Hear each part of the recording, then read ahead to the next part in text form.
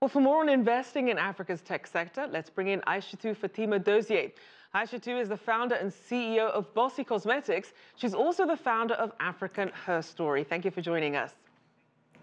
Thank you for having me, Rachelle. I really appreciate it. You're very welcome. Now, how would you characterize the partnerships between Silicon Valley and African entrepreneurs right now? Well, I don't think I would actually call it a partnership yet. I think we are just beginning to get into a relationship. I would say over the past 5 years, the relationship is starting to get deeper and deeper, but we're not very well entrenched yet. A number of really awesome technology companies on the continent have been able to raise financing from VC here out in Silicon Valley, but it's by no means, large enough. And if you think about the absolute amount of need, we've probably hit only 1% of the demand. So I think we're at a really great stage in terms of really showcasing the great entrepreneurs and the types of investments on the tech sector that we can do, but we're not there yet. And speaking of need, what sort of avenues are currently available to better connect the skills of the African diaspora with the needs of the continent and vice versa? Well, one of the things I tell people is we have to really think about Africa as in its local context. I think if we try to transplant what happens in the West and bring it to the continent, many times we make mistakes. We have very, very special local situations, and I think those types of local situations call for local solutions. And so I think it's really important that if you're in Silicon Valley and you're looking for really great returns, Africa is the next frontier, but you really need to have the right local partnerships so that you can transfer the knowledge and the benefits that you have in the West to really something that works in our local markets. That's incredibly important. Now, when people talk about diasporas and their economic contributions to their countries of origin, it's usually a focus on remittances. So what can governments on the continent do to leverage the diaspora's skills into high value added production back home? I mean, to be honest with you, I've worked for the government of Nigeria before, and I'm really not a fan of governments doing anything. If anything, I think governments should stay out of the way. They should create regulations that are very enabling to business, have frameworks that really encourage foreign direct investment, that don't make investors agitated. They should have consistency in the regulations that they have, and maybe even some tax holidays and get out of the way. I think investor-friendly environments is what you need.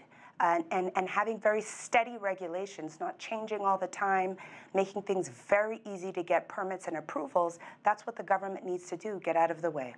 And in terms of selling points then, what do you see as the biggest benefits on both sides of connecting these dots between the diaspora and the African continent? I mean, if you think about it, I'm originally from Nigeria and I live here in Silicon Valley. I've got all of my family in Nigeria, all of my friends, all my former business counterparts. So I've got a leg in both worlds. I understand the way things work here, and I understand the way things work back home. And so I think people like me in the diaspora, we need to keep our connections locally and try to come up with ideas in partnership with folks here and over there that actually meet the needs of over 1 billion people. I think people try to take very sophisticated models and bring them to Africa, and they fail because in many cases our needs are very simple, but they are very mass needs. And so I think really understanding what the need is locally and creating local solutions that actually meet people's pain points is where people in the diaspora can help. And speaking of the importance of local knowledge, what do you say are the biggest misperceptions about doing business with and in Africa? I mean, I would say corruption is a very big misperception because I think, people, especially, I'm from Nigeria, people love talking about the fact that Nigerians are corrupt. But I think corruption is not a Nigerian issue. It's not an African issue. It's a human issue. And I think that, Nigerians are very sharp people, and people we have a bad reputation, unfortunately, from the business community. And so I think corruption is definitely a misperception that if you invest your money on the continent and it's going to disappear. I think, to be honest with you, another big misconception is that ethnic Africans really don't know how to run businesses. And so one of the things that really worries me is this phenomenon that I call the colonization of the tech sector in Africa, is that you have a lot of non-indigenous Africans raising money from Silicon Valley on the continent. And so I just want to see a lot more indigenous African founders being able to walk into the big Silicon Valley names and raise money to grow their businesses. Now let's look at the sectors themselves. Which ones are generating the most interest and where do you see the most untapped potential? I mean, I think the most interest is quite clearly the fintech sector.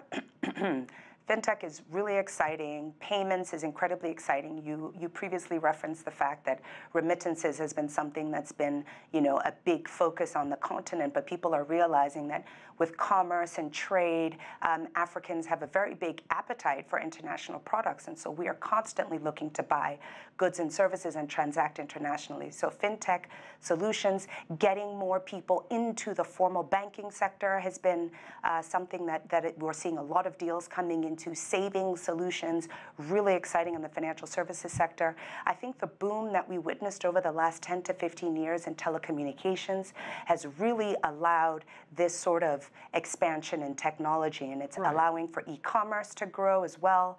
That's really exciting. I think the agriculture tech sector is really somewhere that's going to be big. I mean, by the year 2030, you'll have 1.7 billion people on the continent, and we're going to go up to 2.5 billion by 2050.